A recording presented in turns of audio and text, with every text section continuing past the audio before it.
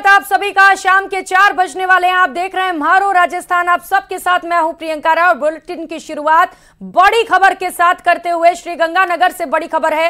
नगर परिषद सभापति उपचुनाव में बड़ा उलटफेर हुआ है। कांग्रेस प्रत्याशी कमला बिश्नोई ने अपना नामांकन वापस ले लिया। बीजेपी की बागी बबीता गौड़ के समर्थन में नामांकन उठाया है।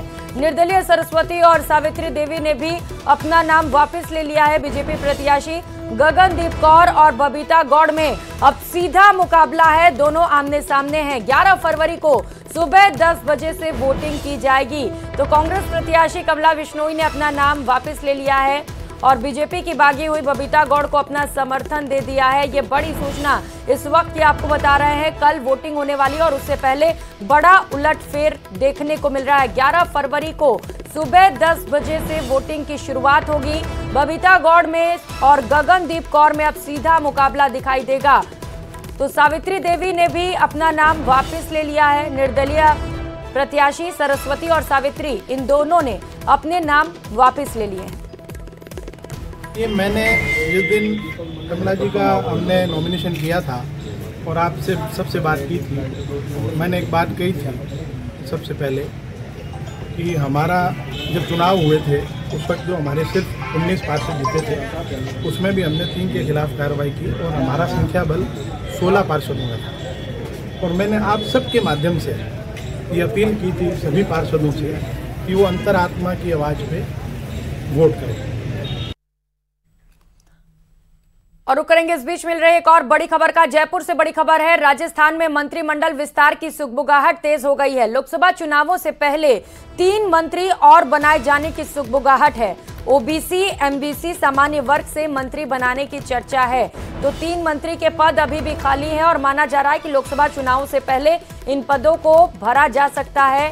3 और नए मंत्री राजस्थान को मिल सकते हैं। इसे लेकर अब कयास लगाए जा रहे हैं। चर्चाएं तेज हो चुकी हैं क्योंकि लोकसभा चुनाव बेहद नजदीक है और माना जा रहा है कि उससे पहले मंत्रियों की नियुक्ति कर दी जाएगी। जयपुर से इस वक्त की बड़ी खबर आपको बता रहे हैं, जहां पर राजस्थान में मंत्रिमंडल विस्तार की सुगबुगाहट तेज हो चली है।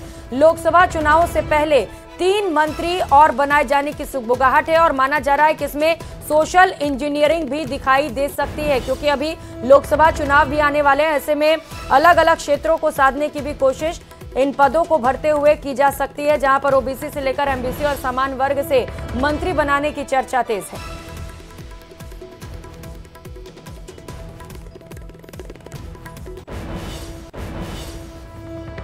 धौलपुर से खबर है, जहां पर मनिया इलाके में एक ढाबे पर झगड़े और फायरिंग का मामला सामने आया। जहां ढाबे पर खाना खाते समय किसी ट्रक ड्राइवर के साथ मारपीट और बाद में फायरिंग करने का मामला सामने आया। हालांकि मनिया पुलिस फायरिंग जैसी घटना को नकार रही है। जानकारी के अनुसार नेशनल हाईवे स्थित एक पेट्रोल पंप के सामने कोई ढाबा है जहां कुछ ट्रक चालक खाना खा रहे थे। वहीं उसी ढाबे पर कुछ अन्य युवक भी पहुंचे। तभी किसी बात को लेकर विवाद शुरू हो गया और विवाद झगड़े में बदल गया। ढाबे पर खाना खा रहे उन युवकों ने अन्य साथियों को बुला लिया और वहां पर भगदड़ मच गई।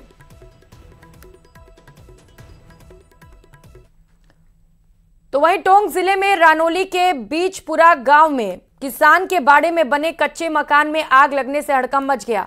आग लगने से बाड़े में खड़ा ट्रैक्टर, पानी का इंजन, पाइप, अनाज जलकर राख हो गए। पीड़ित किसान खेत में गया हुआ था और इसी दौरान बाड़े में आग लगकर सब कुछ जलकर राख हो गया। आग की सूचना पर ग्रामीण की मदद से बाड़े में खड़े जानवरों को सुरक्षित बाहर निकाला गया। 1 घंटे की मशक्कत के बाद आग पर काबू पाया गया।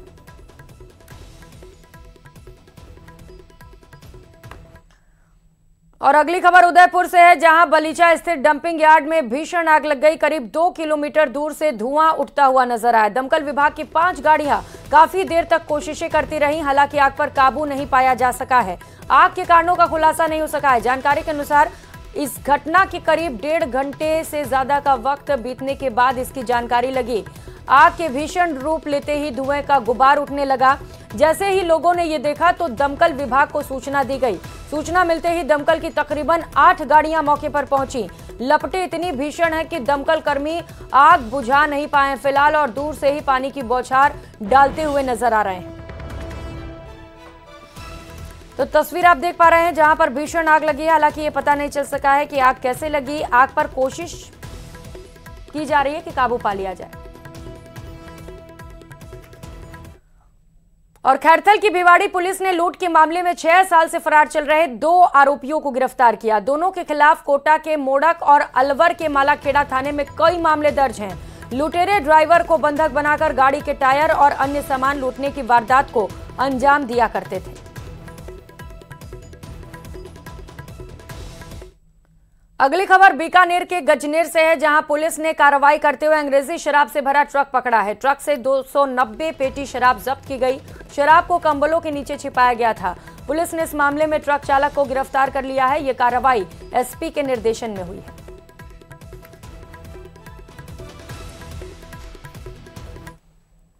और बात कोटा की, जहां पर लकड़ी तस्करी का पर्दाफाश किया गया है। वन विभाग की टीम ने इस मामले में 4 ट्रक को जब्त कर लिया है। पुलिस ने 2 ड्राइवर को भी हिरासत में लिया। इसके अलावा एस्कॉर्ट कर रही कार को भी जब्त किया गया। जानकारी के अनुसार चंबल घड़ियाल वन क्षेत्र के कटाई कर बड़ी मात्रा में लकड़ी की तस्करी की जा रही थी। सूचना के बाद पुलिस की ओर से वन मंडल की टीम ने कार्रवाई की। ये कार्रवाई मुखबिर से मिली सूचना के आधार पर की गई। लकड़ी माफियाओं द्वारा पीपलदा सेंड, वनखंड, चंबल घड़ियाल सेंचुरी, सुल्तानपुर के रेवाइंस से प्रोसोपिस जूली फ्लोरा प्रजाति के वृक्षों को अवैध रूप से काटा जा रहा है।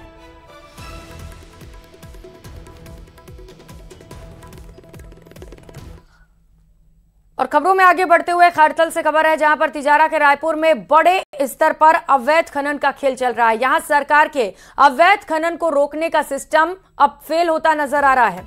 अवैध खनन पर लगाम कसने का काम उपखंड प्रशासन, वन विभाग, खान विभाग, वन निगम और पुलिस पर होता है। लेकिन अब अवैध खनन पर रोक लगाने को लेकर सब आंखें मूंदे बैठे हैं। वहीं अवैध खनन की वजह से ग्रामीणों को भी परेशानी होती है। ग्रामीण इस बारे में स्थानीय वन विभाग चौकी तरतारपुर के अधिकारियों को शिकायत कर चुके हैं। ग्रामीणों का आरोप है कि वन विभाग चौकी तरतारपुर के अधिकारी और पुलिस की मिलीभगत होने के कारण कोई कार्रवाई करने को तैयार नहीं है।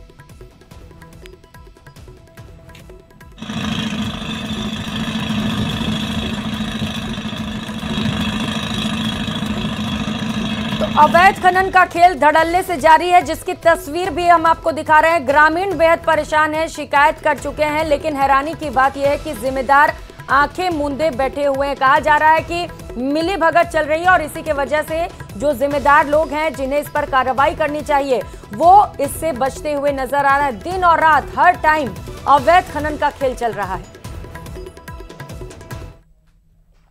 और भरतपुर से बड़ी खबर आपको बताते चल रहा है, जहां पर एसीबी ने एक और बड़ी कार्रवाई की है। एसडीओ कोर्ट में तैनात कर्मचारी को रिश्वत लेते हुए पकड़ा गया। एसडीओ कोर्ट में सुरेश नामक कर्मचारी को 11,000 रुपए की रिश्वत लेते हुए एसीबी ने दबोच लिया है। परिवादी से जमीन के संबंध में विवादित भूमि पर स्टे लगवाने के एवज में रिश्वत की डिमांड की गई थी। सत्यापन करने के बाद एसीबी ने आज रंगे हाथों पकड़ लिया। भरतपुर जिले के भुसावर में स्थित एसडीओ कोर्ट का ये पूरा मामला है।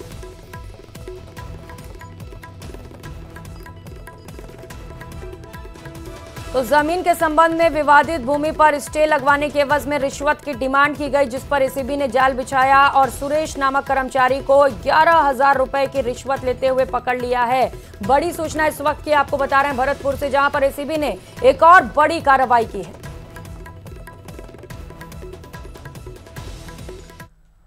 और करेंगे एक और बड़ी खबर का। बांसवाड़ा से बड़ी खबर है, जहां पर मदारेश्वर रोड स्थित नहर में बच्चों की वैन गिरने की सूचना मिल रही है। अभी तक खुलासा नहीं हो सका है कि वैन में बच्चे थे या नहीं, लेकिन वैन गिरी है। ये बड़ी जानकारी इस वक्त की आपको बता दें।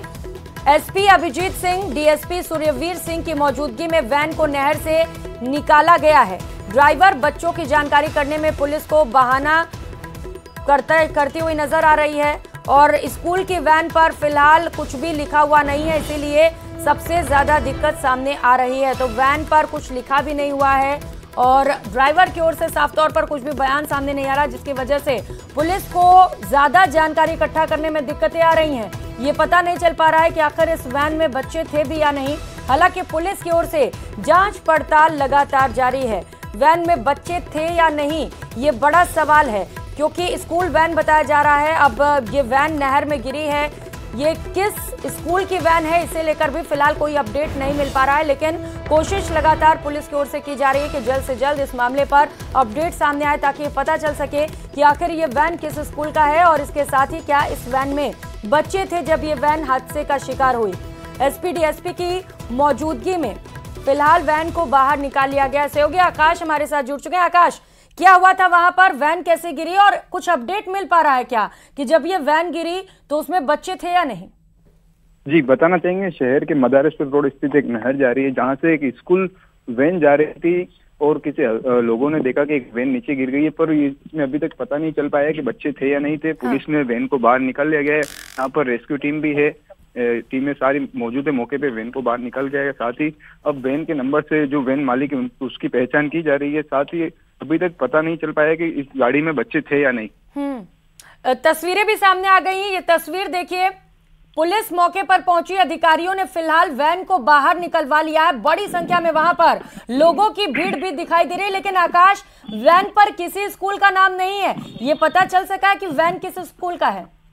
नहीं, वैन पे किसी प्रकार का कोई नाम नहीं लिखा हुआ है। यही सबसे बड़ी दिक्कत आ रही है, जिससे पता नहीं चल पा रहा है। साथ ही वैन के नंबर से अभी जो वैन मालिक है उसकी पहचान हो गई है और उसको मौके पे बुलाया जा रहा है। और इस दौरान अभी एसपी अभिजीत सिंह है, एसडीएम है, वो डिप्टी सहित से सारे प्रशासनिक अधिकारी और एनडीआरएफ टीम की यहाँ पे पहुंच चुकी है और जो नहर के अंदर जांच की जा रही है। चूंकि ये जो तस्वीर हम देख पा रहे हैं आकाश, इसमें फिलहाल कोई नजर नहीं आ रहा है। क्या ड्राइवर के बारे में कुछ पता चल सका है? ड्राइवर अंदर है, कुछ कोई अपडेट इसे लेकर आकाश? नहीं, अभी तक नहीं पता चल पाया है। ड्राइवर भी जो है वो पानी से आगे तैरकर निकल गया है या अंदर ही पानी में, अभी तक इसकी कोई नहीं पता चल पाया है। साथ ही टीम अभी ढूंढ रही है ड्राइवर को भी, और साथ ही जो बच्चों के बारे में भी बोल रहे हैं, स्कूल वैन है तो बच्चे हैं कि नहीं उसके बारे में भी जांच की जा रही है। आसपास चूंकि भीड़ हम काफी ज्यादा देख पा रहे हैं आकाश, जब ये हादसा हुआ तो क्या मौके पर कोई मौजूद था? किसी ने कोई जानकारी दी है कि आखिर ये वैन हादसे का शिकार कैसे हुई? नहीं, यहाँ जब प्रथम पता चला है कि जो स्कूल वैन जा रहे थे उसके पीछे एक मोटरसाइकिल लेके कोई व्यक्ति जा रहा था और उसने वैन को नीचे गिरते हुए देखा और तुरंत उसने पुलिस को सूचना दी। और उस टाइम भी उसको भी नहीं पता चल रहा है कि वैन में बच्चे थे नहीं थे, पर ड्राइवर था और ड्राइवर जो बाहर निकला नहीं निकला वो भी नहीं बता पा रहा है। बिल्कुल एक्सक्लूसिव तस्वीरें इस वक्त हम न्यूज 18 राजस्थान पर दिखा रहे हैं। इस वैन की तस्वीर आप देख पा रहे हैं, पीले रंग का ये वैन, लेकिन ये वैन आखिर किस स्कूल से है? क्या इसमें बच्चे भी थे जब ये वैन हादसे का शिकार हुई? ड्राइवर कहाँ है? ये तमाम बड़े सवाल हैं जिनका पता लगाने के लिए पुलिस लगातार जांच पड़ताल में जुटी है। बहुत शुक्रिया आपका आकाश तमाम जानकारियों के लिए।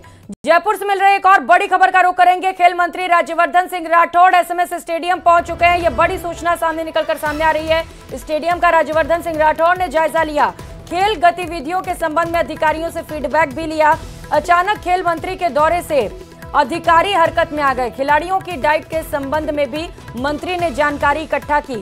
खिलाड़ियों से खेलों को लेकर मंत्री फीडबैक ले रहे हैं। खेल परिषद के अध्यक्ष भवानी सिंह, सेक्रेटरी सोहन लाल भी मौजूद हैं। तो राठौड़ एसएमएस स्टेडियम पहुंचे हुए हैं, जहां पहुंचकर वो अधिकारियों से जानकारी इकट्ठा कर रहे हैं। क्योंकि अचानक से यहां पर मंत्री पहुंच गए, ऐसे में जो वहां पर अधिकारी थे उनके भी पसीने छूटते हुए नजर आए। हालांकि राठौड़ ने एक एक कर सभी से जानकारियां इकट्ठा की। एक्सक्लूसिव तस्वीरें आपको दिखा रहे हैं। राज्यवर्धन सिंह राठौड़ जब एसएमएस स्टेडियम पहुंचे तो वहां पर जो अधिकारी थे उनसे किस तरीके से जानकारियां लेते हुए नजर आए। खेल परिषद के अध्यक्ष भवानी सिंह और सेक्रेटरी भी आपको तस्वीरों में नजर आ रहे हैं, जहां पर सोहन लाल ने खेल मंत्री को जानकारियां साझा की। तो फीडबैक लिया मंत्री ने खिलाड़ियों से, खेलों को लेकर क्या दिक्कतें आ रही है खिलाड़ियों के सामने, इन तमाम बातों को लेकर खिलाड़ियों से भी मंत्री ने बातचीत की। तो खिलाड़ियों के डाइट को लेकर भी अधिकारियों से जानकारी ली। खिलाड़ियों को खाने में क्या दिया जाता है, क्योंकि खेल को बढ़ावा देने के लिए लगातार सरकार कोशिशें कर रही है। और इसी क्रम में खेल मंत्री भी एसएमएस स्टेडियम पहुंचे, जब वहां पर उन्होंने अधिकारियों से ये भी जाना कि खिलाड़ियों के खेल में कोई दिक्कत तो नहीं आ रही है, डाइट कौन से दिए जा रहे हैं, हेल्दी डाइट रूटीन फॉलो किया जा रहा है नहीं, ये तमाम सवाल जिनका जवाब खेल मंत्री ने अधिकारियों से लिया। तो तस्वीरें भी एक्सक्लूसिव आपको दिखा रहे हैं। जब राज्यवर्धन सिंह राठौड़ एसएमएस स्टेडियम पहुंचे, अचानक से पहुंचने पर वहां पर अधिकारी भी हक्के बक्के रह गए खेल मंत्री को वहां पर देखकर। और जब खेल मंत्री ने बातचीत शुरू की तो कई अहम जानकारियां उन्होंने इकट्ठा की। और इसके साथ साथ आपको बताते चले कि जब वहां पर खेल मंत्री पहुंचे तो उन्होंने खिलाड़ियों से भी खेलों को लेकर चर्चा की। कौन कौन से खेल जिनमें दिक्कतें आ रही हैं, डाइट किस तरीके से, खाने को लेकर क्या तैयारियां रहती हैं, ये तमाम वो सवाल जो खिलाड़ियों से पूछते हुए राज्यवर्धन सिंह राठौड़ नजर आए। तो एक्सक्लूसिव तस्वीरें भी आपको दिखा रहे हैं। एसएमएस से ये तस्वीरें, जहां पर एसएमएस स्टेडियम में पहुंचकर निरीक्षण किया राज्यवर्धन सिंह राठौड़ ने। खेलों को लेकर किस तरीके से प्रदेश को अग्रणी राज्य बनाया जाए, इसे लेकर लगातार कोशिशें की जा रही हैं और इसी क्रम में राज्यवर्धन सिंह राठौड़ एसएमएस स्टेडियम पहुंचे। तो जब अचानक खेल मंत्री पहुंचे तो अधिकारी थोड़े सकपका गए और इसके बाद अधिकारी खेल मंत्री के पास पहुंचे और जब सवाल जवाब शुरू हुआ तो अधिकारियों ने बताया कि किस तरीके से यहां पर खेलों को लेकर खास व्यवस्थाएं की गई हैं, जो खिलाड़ी यहां पर आते हैं उनके लिए क्या खास व्यवस्थाएं हैं। ये तमाम सवाल राज्यवर्धन सिंह राठौड़ ने पूछे और अधिकारियों ने इसका जवाब भी पेश किया। तो खेल परिषद के अध्यक्ष भवानी सिंह को भी आप तस्वीर में देख पा रहे हैं। जब यहां पर खेल मंत्री पहुंचे तो खेल परिषद के अध्यक्ष उनके सवालों का जवाब देते हुए नजर आए। सेक्रेटरी सोहन लाल भी मौजूद रहे जब राज्यवर्धन सिंह राठौड़ एसएमएस स्टेडियम पहुंचे। तो अभी यहीं पर राज्यवर्धन सिंह राठौड़ हैं एसएमएस स्टेडियम में ही और यहां से वो जानकारियां इकट्ठा कर रहे हैं। खेलों को लेकर किस तरीके से खिलाड़ियों को सुविधाएं दी जा रही हैं, इसे लेकर अपडेट ले रहे हैं। सहयोगी महेश दादीज इस वक्त हमारे साथ जुड़ चुके हैं। महेश, खेल मंत्री अचानक से पहुंच गए, वहां पर क्या कर रहे हैं अभी और अधिकारी थोड़े डरे सहमे नजर आ रहे हैं?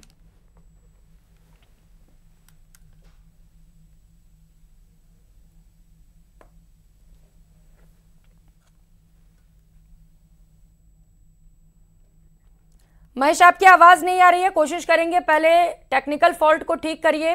तस्वीर हम दिखा रहे हैं, तस्वीरें दिखाते रहिए आप, एक्सक्लूसिव तस्वीरें दिखा रहे हैं। खेल मंत्री राज्यवर्धन सिंह राठौड़ पहुंचे हैं। जी, खिलाड़ियों से बात कर रहे हैं, उनसे फीडबैक ले रहे हैं और यहाँ पर चर्चा कर रहे हैं कि कैसे जो है खेलों की गतिविधियों का यहाँ संचालन किया जा